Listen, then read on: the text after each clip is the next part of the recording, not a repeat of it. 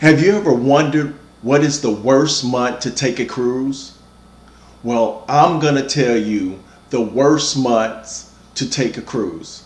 So if this interests you, stay tuned because this video is for you.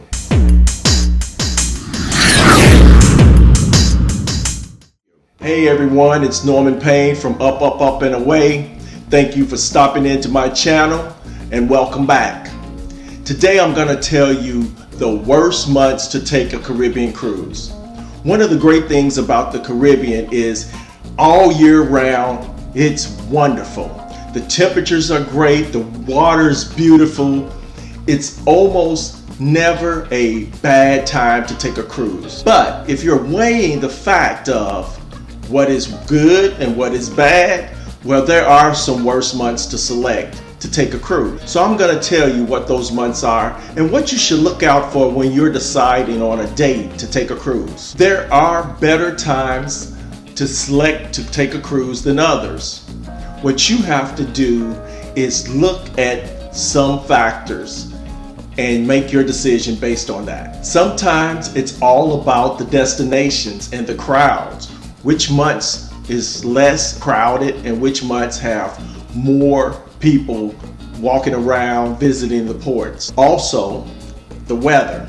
The weather is a big deal. The worst months to take a cruise actually are midsummer. That's June, July, and August because of the chance of hurricanes. Hurricanes will mess your entire vacation up on a cruise ship. Watch out for June, July, and August. So let's dive into this and explain exactly why you should look out for those months.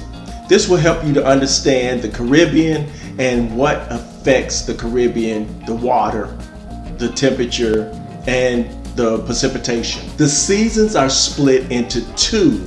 One, the dry season and the wet season. Sure, the Caribbean experiences all four seasons like everywhere else, but their winter is a lot better than, say, northern New York or somewhere like that. To get into this more in depth, the wet season is just that.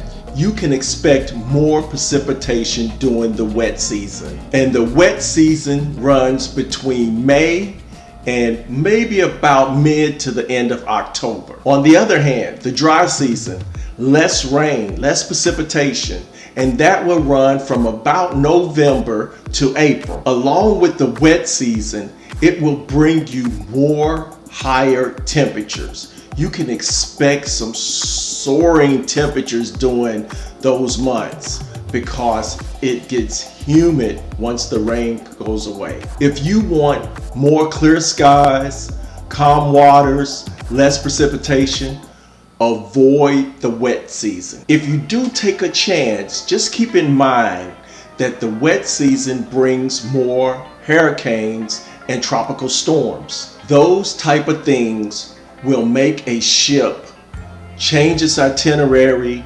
cancel ports if it needs to, and possibly give you a little more rocky cruising than, say, the dry season. If you don't want your ports postponed, delayed, canceled, avoid the wet season. Even if the ship does what it's supposed to do and it goes to all the ports, you may have rainfall in the middle of the day.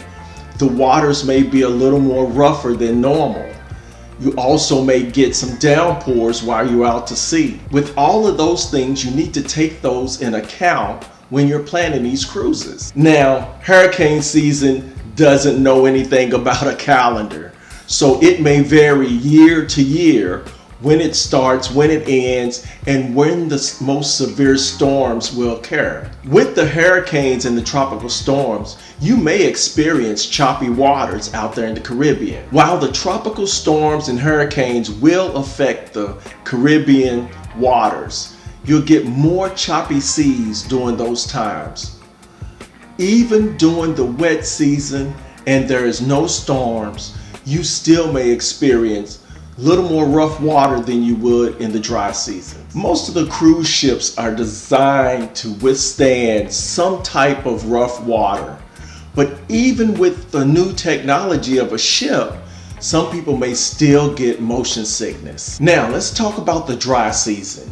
During the dry season, you may get more stable waters just because there's nothing to affect the Caribbean Sea.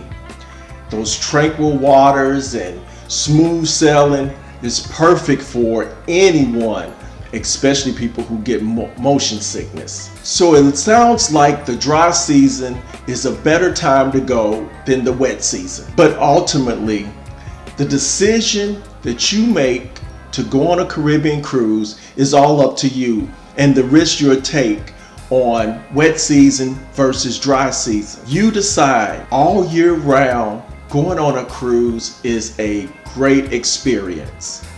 So don't let anything stop you from going.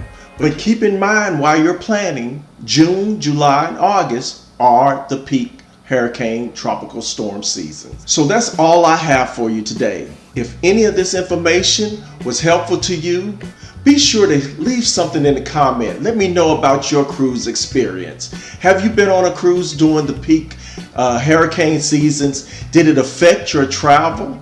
Let me know about that. Let me know how the ports were the times that you went on a cruise, and were they full of people? Was it lots of ships in port? Tell me about that. Also, share this video.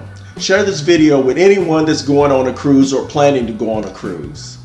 Like this video and please subscribe to my channel. That's all I have today, and until our paths cross again soon, I'll see you then. Peace. Please like this video, share it, and subscribe to my channel.